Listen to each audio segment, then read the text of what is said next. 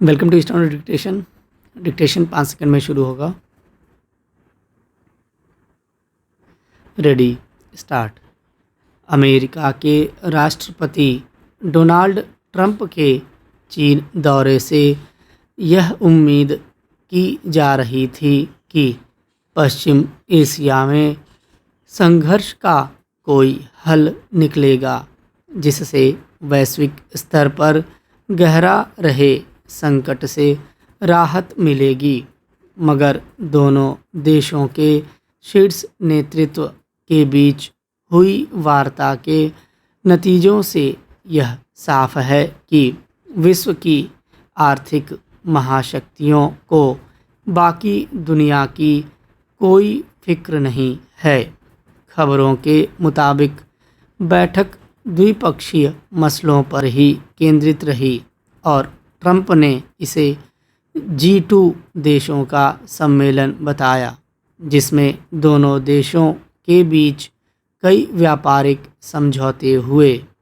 सवाल है कि खुद को दुनिया के सबसे ताकतवर बताने वाले देशों की क्या वैश्विक समुदाय के प्रति कोई जिम्मेदारी नहीं है?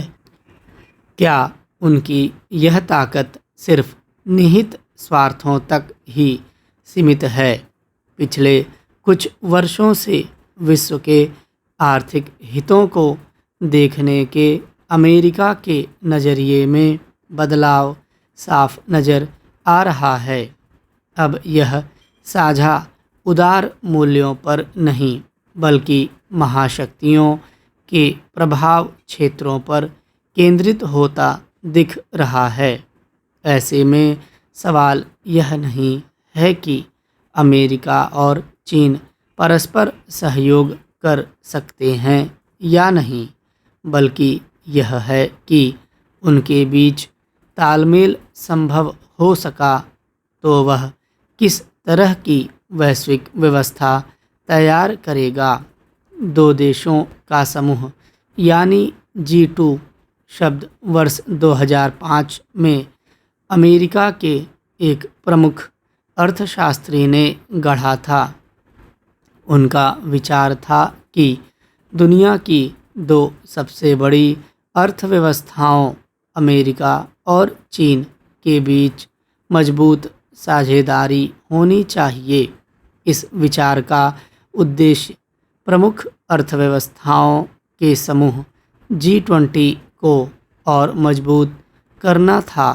तब वैश्विक वित्तीय संकट से निपटने के लिए G20 की रणनीति के तहत अमेरिका ने शुरुआती दौर में 787 अरब डॉलर जबकि चीन ने 586 अरब डॉलर का प्रोत्साहन पैकेज दिया था। इससे दुनिया को बड़े आर्थिक संकट से बचाने में मदद मिली।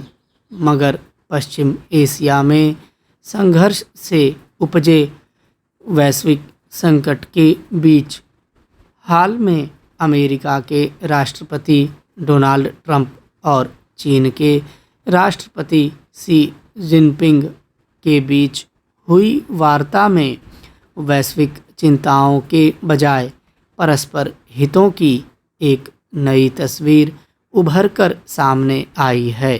दोनों देशों के बीच बोइंग विमानों की खरीद समेत कई अहम व्यापारिक समझौते हुए हैं।